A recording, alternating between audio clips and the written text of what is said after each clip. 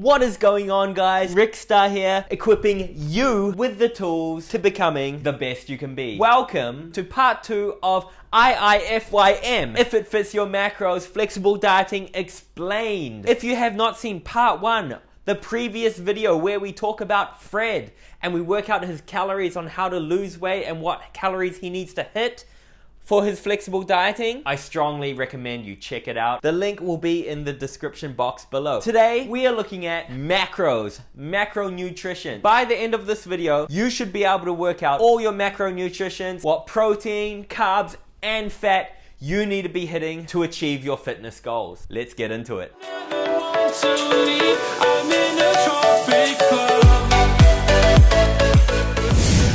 Macronutrients are super important. If we remember in our first video, we looked at Fred and we worked out that for him to lose weight, he only needed to hit 1,500 calories. Now, theoretically, if Fred had 1,500 calories in McDonald's or Pop-Tarts or any sort of food, he would still lose weight. But your macros will determine how you feel and what your body looks like. What are macronutrients? Pretty much, they are the compounds on what your food is broken up in. Whatever food it might be will be made out of one of these 3 macronutrients: protein, carbohydrate, and fat. There is also alcohol, which is its own macronutrition. Just to keep this video simple, we're not going to get into it. The ratios of which you eat protein, carbohydrate, and fat will determine your body composition, how your body will look, whether you'll look skinny but also fat, or muscular and athletic, toned and slim, etc., etc. Within that, there are also micronutrients. These are your vitamins, your minerals. They determine your immune system, how your body feels,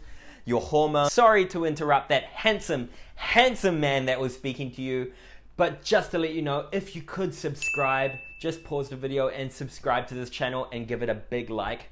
That would mean the world. Back to Fred. In the first video, we worked out Fred needed to be hitting 1,500 calories to lose weight. We need to work out his macros, how much protein, how much carbohydrate, and how much fat he needs to be hitting to still look good. To make it easy for you, we know that Fred has 1,500 calories in the bank each day. And we need to make up that 1,500 with different macronutrients. Number 1, protein. This will be one of the most important macronutrients of all. This will be the one that will stay pretty much the same whether you're bulking or cutting. In 1 gram of protein, there are 4 calories. The general rule of thumb, it gets a bit more complicated the more you get into it, but to make it easier for you, we will say we want to hit 2 grams of protein for every kg that Fred weighs. Just to let you know, this is for lean body mass, right? So if Fred is super overweight and he's like 140 kg, obviously you're not gonna go 2 grams of protein. That's like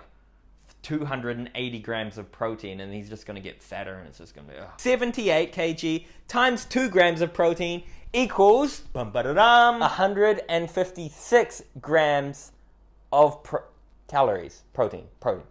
156 grams of protein. So that is how much protein Fred needs to be hitting each day. Ideally, if you're losing weight, you want your protein to stay high. The main reason for this is protein will help you retain muscle, especially if you're trying to cut and lose weight. Fat. For your fat, you pretty much want to be hitting about 25% of your TDEE. To work out Fred's fat, we take his TDE, 2,000 calories, times that by 25%, 0.25, then divide it by 9. Why 9? There are 9 calories per gram of fat. And the answer is 55.555555 recurring. Let's just say 55. So every day, Fred needs to be hitting 55 grams of fat. Now that we've worked out his protein and his fat, we need to work out his carb. Now, everyone says carbs are bad. Don't have carbs. I cut out all carbs. Can't have carbs after 10 o'clock. There's a degree of truth in that, but not really.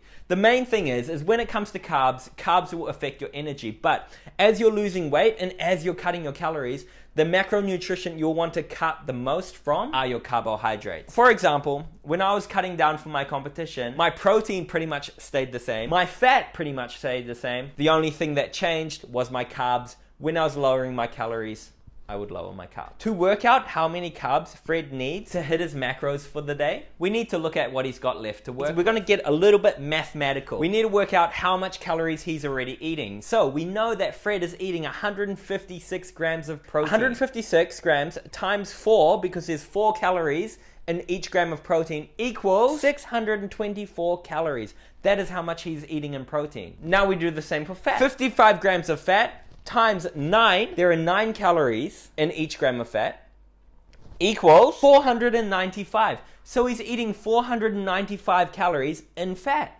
So we take those two numbers, 624 calories of protein plus 495 calories of fat, we add them together, 119 calories Fred is eating so far. Now we take his calorie target for the day, 1,500 minus 1,119 equals 381 calories left over. So now we take that 381 calories that Fred has left over, and we need to convert that into how many grams of carbohydrate he needs to eat. We take 381 calories, divide that by 4. There are 4 calories in every gram of carbohydrate, equals, if my high school math teacher could see me now, equals 95.25 grams of carbohydrate. Just to make it easy, we'll say 95 grams of carbs. Super easy, right? Well, believe it or not, you only really do this once. So Fred's macros that he needs to be hitting: 156 grams of protein, 55 grams of fat, and 95 grams